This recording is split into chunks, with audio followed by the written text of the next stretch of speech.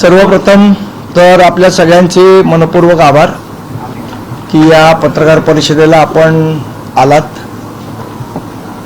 दुसरी महत्त्वाची गोष्ट म्हणजे पहिला एक डिस्क्लेमर द्यायचा आहे की आजची पत्रकार परिषद ही महाराष्ट्राला कुठेही बदनाम करण्यासाठी नाही. हा पहिला एक डिस्क्लेमर आहे आमचा. पण जे अधिकारी महाराष्ट्राला बदनाम करू इच्छितात त्यांना सुतासारखं सरळ करावं या उद्देशाने घेतलेली पत्रकार परिषद. आपल्याला माहिती असेल यावेळेला ज्या पद्धतीने झाडं पडली, एका लहानग्या चिमुरड्याचा जीव त्याच्यामध्ये गेला आणि या सगळ्याला जर कोण कारणीभूत असेल तर भांग पिऊन टेंडर काढणारे अधिकारी याला कारणीभूत आहे. आणि आमचं म्हणणं एवढंच आहे की नशा करून अधिकाऱ्यांनी कुठले टेंडर काढू नये. आता मी जे म्हणतोय नशा करून टेंडर काढू नये हे का म्हणतोय हे माझ्या पत्रकार परिषदेच्या शेवटपर्यंत आपण बघितलं तर तुम्हाला ते प्रूव्ह होईल. गोष्ट सुरू होते 2024 मध्ये. 2024 मध्ये आणि याचे सगळे जे मी बोलतोय त्याचे डॉक्युमेंट्स माझ्याकडे आहेत. 2024 मध्ये एक टी-टेक नावाची कंपनी आहे. त्या कंपनीने गार्डन डिपार्टमेंटला एक पत्र दिलं 2024 डिसेंबरमध्ये. काय पत्र दिलं की आम्ही जी कंपनी आहोत आणि आमच्याकडे जी एक्सपर्टी आहे, आमच्याकडे वेगवेगळ्या मशीन्स आहेत. त्या मशीन्स काय करतात तर पूर्ण झाड हे स्कॅन करतात, त्याची रूट्स पर्यंत जाऊन त्याचं स्कॅनिंग करतात. ते झाड कुठे हॉलो आहे का, ते झाड पडू शकतं का, कुठली ब्रँच कापली पाहिजे, कुठली ब्रँच नाही कापली पाहिजे, असं सगळं आम्ही सायंटिफिक स्टडी करून त्याचा रिपोर्ट देतो आणि त्याप्रमाणे महापालिका ऍक्शन घेऊ शकते. कारण आपल्याकडे आपण जर बघितलं तर नुसतीच झाडं कापायची म्हणजे दनादन फांद्या कापल्या जातात, नाहीतर रूट्स बघत पण नाहीत ते किती खोलवर गेलेत काय, याचा कुठलाही सायंटिफिक अभ्यास नाही. तर आम्ही तो करून तुम्हाला सर्वे करून देऊ शकतो. आमचे अमुक अमुक चार्जेस आहेत. स्टार्टअपमध्ये त्यांनी दिलं. गार्डन सुप्रिटेंडंट परदेशी त्या लेटरवर बसून राहिले जसे ते नेहमी बसतात. त्यानंतर 2024 डिसेंबरमध्ये त्यांनी मुख्यमंत्र्यांना पत्र लिहिलं, देवेंद्र फडणवीस साहेबांना. त्यांनी पत्र असं दिलं की बाबा आम्ही अशी कंपनी आहोत, आम्ही असं आहे, तर तुम्ही आम्हाला या झाडांचा सर्वे करायची परवानगी द्यावी. मुख्यमंत्र्यांनी त्या पत्रावर एक शेरा मारला आणि एमसीना डिरेक्ट केलं. त्यावेळेला एमसी होते गगराणी साहेब. डू द नीडफुल असा त्याच्यावर शेरा मारला आणि ते पत्र एमसीकडे गेले. एमसीनी पुन्हा ते पत्र पाठवलं गार्डन डिपार्टमेंटला. गार्डन डिपार्टमेंट त्या पत्रावर पुन्हा बसून राहिलं. 2026 पर्यंत याच्यावर कुठलीही कारवाई झाली नाही. या पत्रावर मुख्यमंत्र्यांनी सांगून, म्हणजे गार्डन डिपार्टमेंट केवढं फॉरवर्ड आहे, केवढं हुशार आहे, केवढं महान आहे, त्यांच्याबद्दल प्रश्न विचारला तर आयुक्तांना पण राग येतो. मला असं वाटतं मध्ये एक पत्रकार परिषद झाली, कोणीतरी विचारलं तर आयुक्त मॅडमना खूप राग आल्या आणि त्या म्हणाल्या असे इंडिव्हिज्युअल काही कोणी सांगू नका म्हणून, काय असेल तर तुम्ही माझ्याकडे तक्रार करा. पण हे गार्डन डिपार्टमेंट खरोखर नालायक आहे, कदाचित मॅडमना माहीत नसेल. तर ते गार्डन डिपार्टमेंट 2026 पर्यंत बसून राहिलं.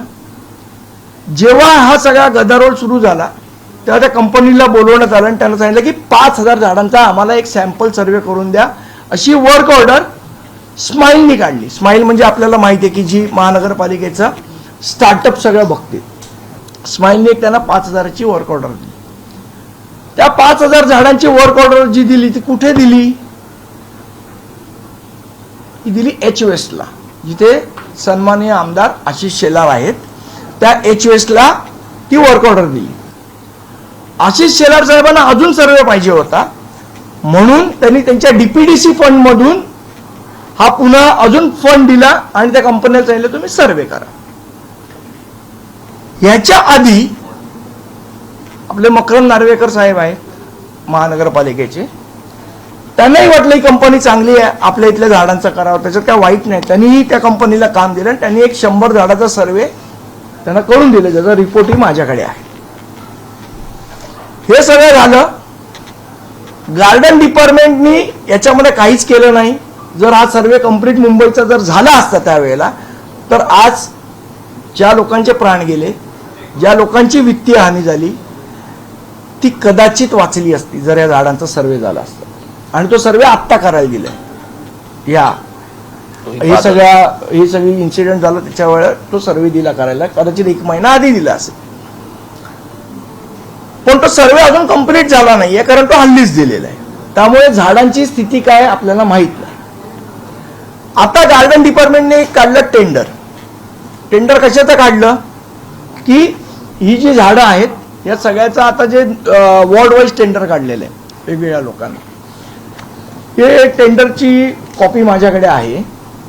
या टेंडरच्या कॉपीमध्ये आपण एक आश्चर्यकारक गोष्ट मी आपल्याला दाखवणार आहे, बोलणार आहे, पण त्याच्या आधी थोड्याशा कंडिशन सांगतो. त्याच्यामध्ये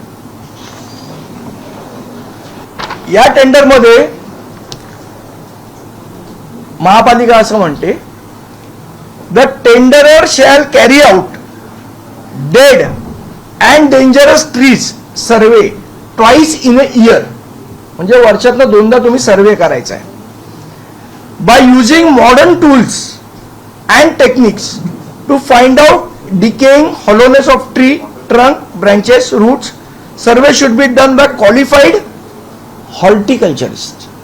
काय म्हणते महानगरपालिका, एक हॉर्टिकल्चरिस्ट तुमच्याकडे असला पाहिजे आणि त्यांनी सर्वे तो केला पाहिजे. आता आपण हॉर्टिकल्चरिस्टचं काम काय आहे ते बघूया.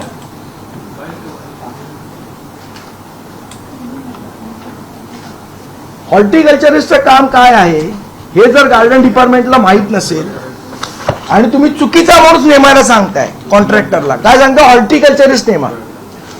हॉर्टिकल्चरिस्टचं काम काय आहे, जे त्याचं जे डेफिनेशन आहे हॉर्टिकल्चरचं, हे horticulture is a science and art of growing fruits, vegetables, flowers and ornamental plants.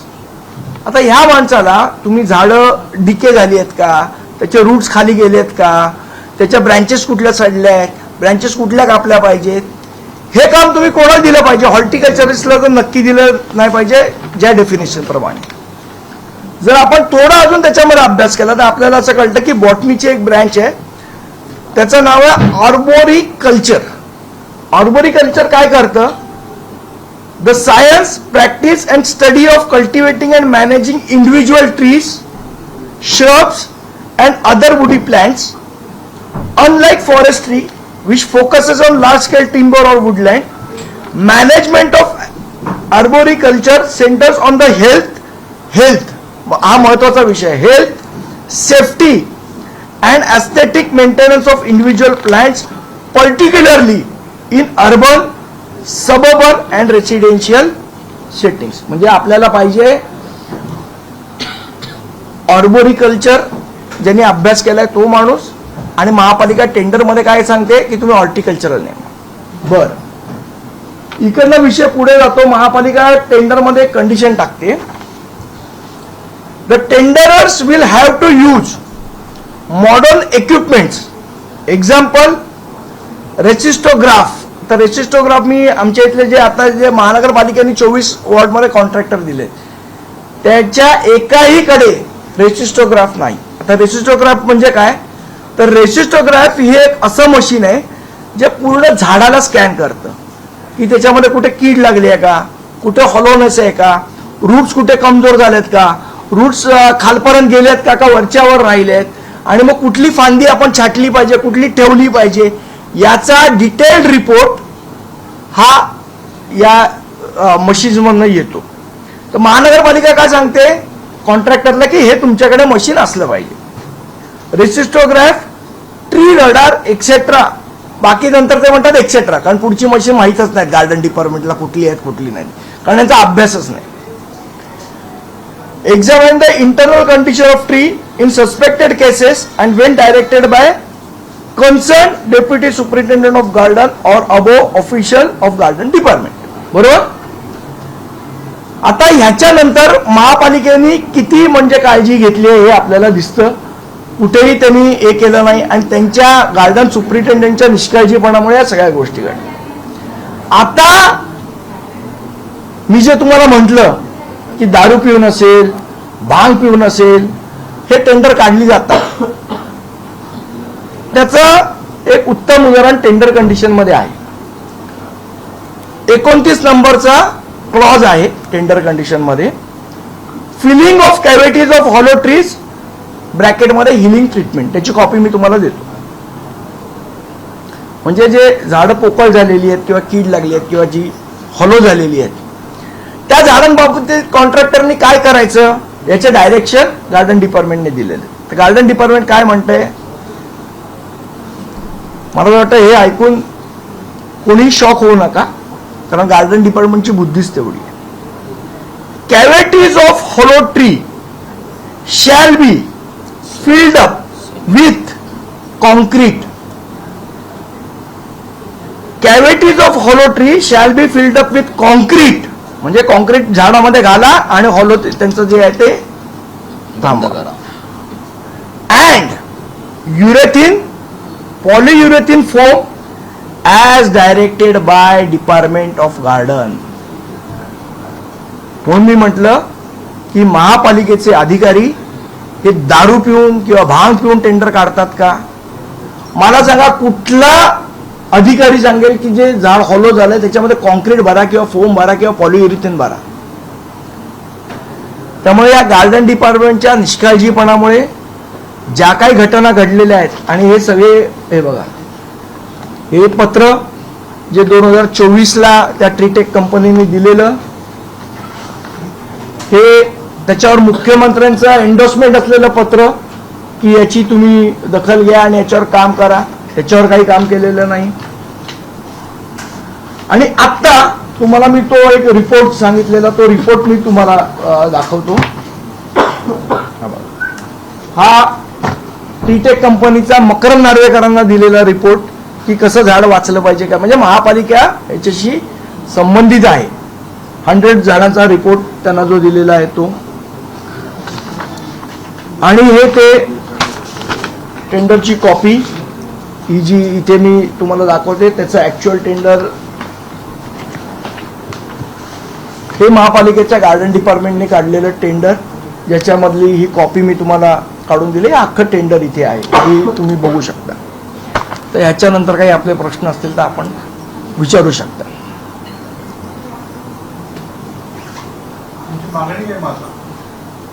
आमची मागणी तर खूप हे आहे की यांना चापकानी फोडून काढले पाहिजेत, पण तसं काय होणार नाही. तर निदान त्यांच्यावर कारवाई तरी केली पाहिजे.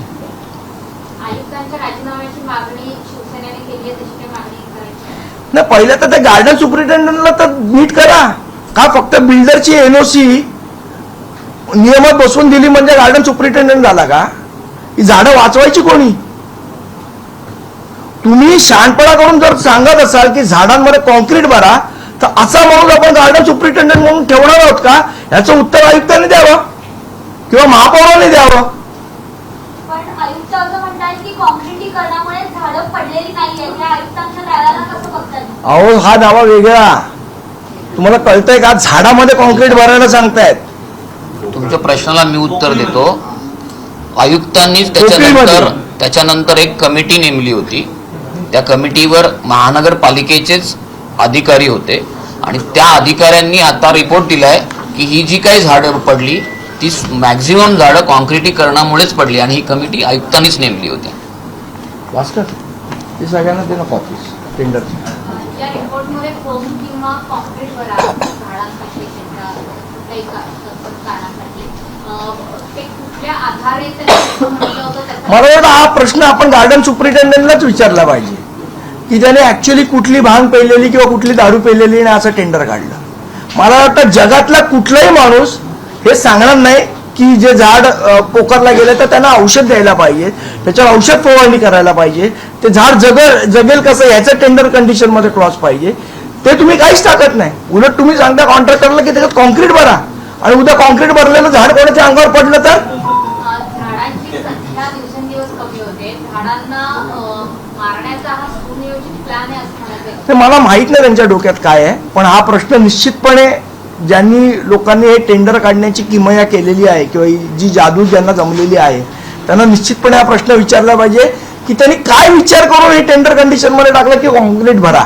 जेव्हा आयुक्तांची पत्रकार परिषद होती तेव्हा मी स्वतः त्यांना प्रश्न केलेला की जितेंद्र परदेशी हे 15 वर्षापासून एकाच जागी आहे, एकाच पदावरती आहे आणि जी घटना घडलेली आहे त्या संदर्भामध्ये आम्ही त्यांना काही माहिती दिली की बिल्डरांकडनं ते एखाद्या झाडाची छाटणी करण्यासाठी लाखो रुपये घेत असतात आणि अशा पद्धतीचे ज्या पद्धतीने तुम्ही आरोप केलेले तसेच आम्ही देखील प्रश्न विचारले, त्यांनी उत्तर दिलं नाही आणि सरळ सांगितलं की हे तुमचं वैयक्तिक आहे आणि काय माहिती हे असेल. वैयक्तिक मला असं वाटतं बघा, गार्डन सुपरिटेंडंटचं काम एवढंच असू शकत नाही की बिल्डरांना नियमात बसवून झाडं वसवून द्यायची आणि त्याची कटिंगची एनओसी द्यायची, एवढंच फक्त गार्डन सुपरिटेंडंटचं काम नाही.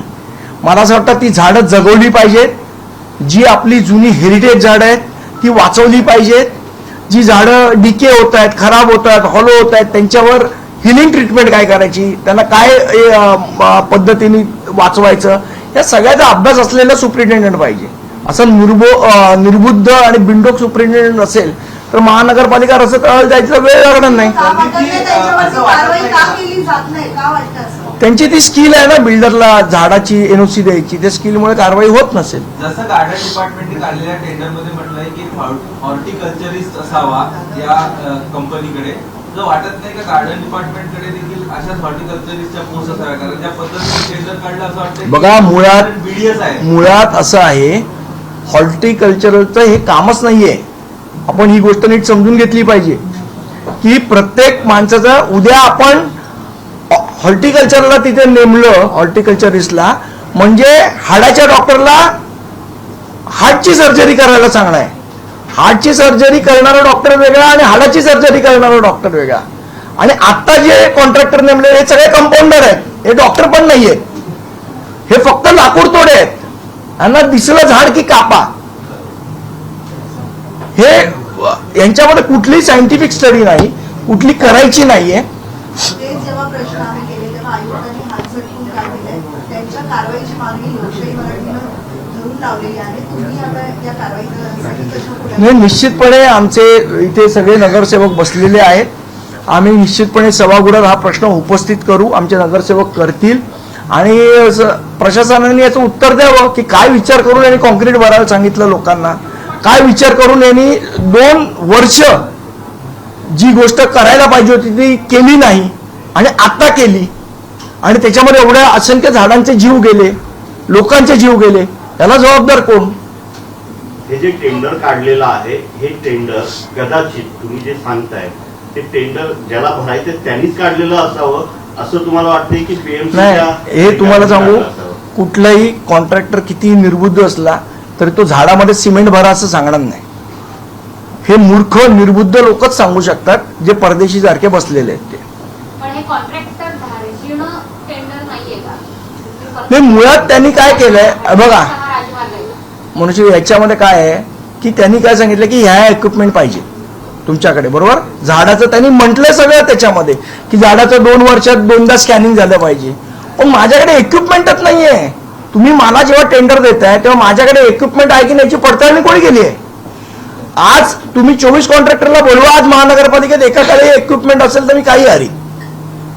त्यांच्याकडे इक्विपमेंट कुठले आहेत? मी जी चौकशी केली त्याप्रमाणे इथे चेन सॉ आहे, ज्याने ट्री कटिंग करू शकतो ती, आणि ट्रक आहेत ज्याच्यामध्ये झाडं घालू शकतात ती, आणि फांद्या उचलायला टेम्पो आहे. याच्यापेक्षा चौथी इक्विपमेंट नाही आहे त्यांच्याकडे. आणि त्यांना मी विचारलं की तुम्ही हॉर्टिकल्चरिस्ट तरी आहे का तुमच्याकडे, तर ते म्हणतात नाही, जब भी महानगरपालिका का जरूरत रहेगा तब हम लेके आएंगे, अशी उत्तरं देत आहेत. मला असं वाटतं ह्याचा गांभीर्याने महापालिकेने विचार करावा. ह्याच्यामध्ये कोणाचीही बदनामी करण्याचा आमचा मानस नाही, महाराष्ट्राची बदनामी करण्याचं तर नाहीच नाही, पण महाराष्ट्रामध्ये असे अधिकारी जर तुम्ही ठेवले तर निश्चितपणे महाराष्ट्राची बदनामी होईल.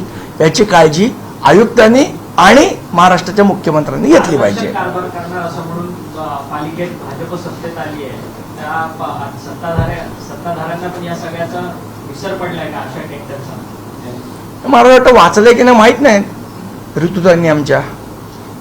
टेंडर कधी झालं? प्रत्येक टेंडर त्यांच्या हातात जातं. आप भी नगर सेवक रहे, इसके पहले भी हर साल झाड़ गिरते हैं, कोई पहली बार झाड़ नहीं गिरा, पहला बार झाड़ गिरते हैं, ठीक है. कभी भी इस तरीके से कहीं ऐसा प्रश्न ऐसा उठाने के लिए कि तैयारी किया हो आपने या तैयारी करके उठा के तो आज ये इतना बड़ा मुद्दा उठाने की तैयारी क्या कारण होता है?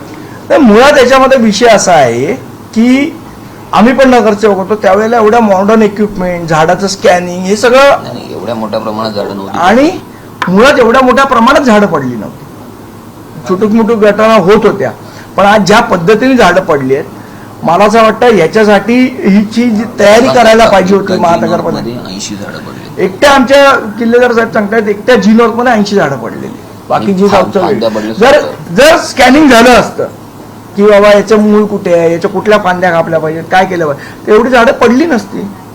आज अभिमानाने आयुक्त मॅडम सांगतात की फक्त 826 झाडं पडली, त्याच्यापेक्षा जास्त नाही पडली.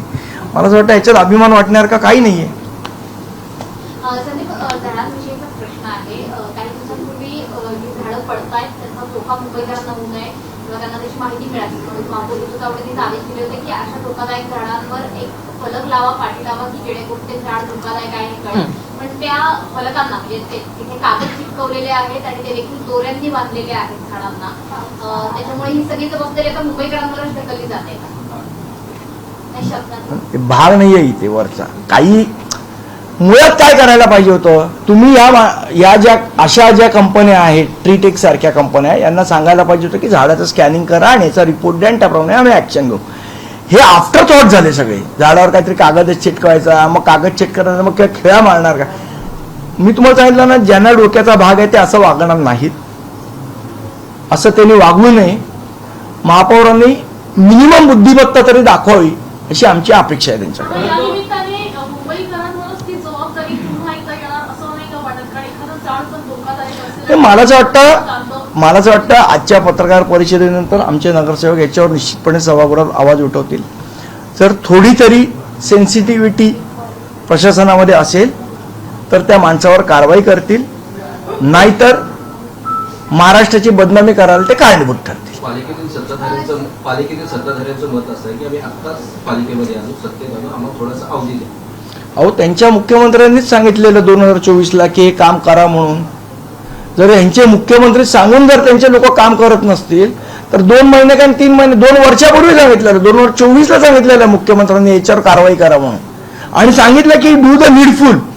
हे बघा, हे पत्र आहे मुख्यमंत्र्यांचं, त्या कंपनीच्या लेटरवर मुख्यमंत्र्यांचा शेअर आहे, डू द नीडफुल. मुख्यमंत्र्यांनी सांगितल्यावर जर मुख्यमंत्र्यांच्या पत्राला केराची टोपली जर अधिकारी दाखवत असेल तर तुम्ही आत्ता आलात काय आणि आधी आलात काय, त्याचा काय संबंध? मुख्यमंत्र्यांना जर तुम्ही केराची टोपली दाखवत असाल तर तुमची आमची काय परिस्थिती आहे? सर, हे पत्र तुम्ही आता दाखवलं, असंच एक पत्र आज उपमहापौरांचं. इतर विषय सगळे होत राहतील, पण उपमहापौरांचा बंगला हवाय, कारण जायला बराच वेळ लागतो त्यांना, मानसिक आणि शारीरिक त्रास होतो. त्यापेक्षा मला वाटतं रस्ते महापौर उपमहापौरांनी नीट केले तर लवकर पोहोचतील, आहे की नाही?